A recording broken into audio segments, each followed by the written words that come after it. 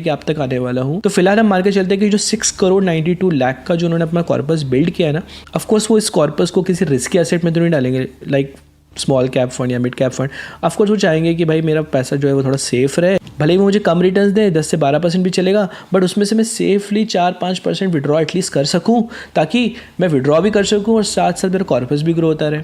ठीक है, तो ये नहीं होना चाहिए कि भाई मैंने 10% का expected rate of return consider किया है और मैं 8% उसमें से विड्रॉ कर रहा हूँ, then you will run out of money very soon. क्योंकि मार्केट जो होता है, again you have to factor in कि मार्केट सिर्फ ऊपर ही तो नहीं जाएगा।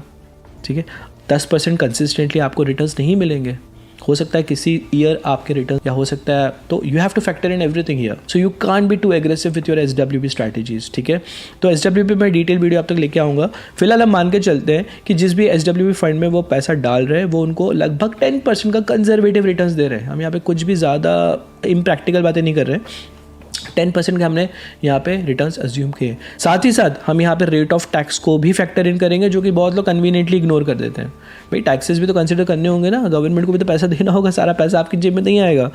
ठीक है, तो रेट ऑफ टैक्स हम मान के चलते हैं कि LTCG आज चल रहा है 12.5%, 1.25 लाख के ऊपर जो भी गेन्स आप बना रहे हो म्यूचुअल फंड्स पे, आई थिंक वो 12.5% है। ऑफकोर्स LTCG के अंडर ही आएंगे। अब 20 साल बाद LTCG टैक्स क्या होगा, who knows, right. Let's say आज 12.5% है, आई एम जस्ट अज्यूमिंग ये 15% हो जाता है टैक्स, लेट्स से, मुझे नहीं पता, किसी को नहीं पता उस टाइम क्या सीन होता है, 20 साल is a long time. Rate of inflation very important.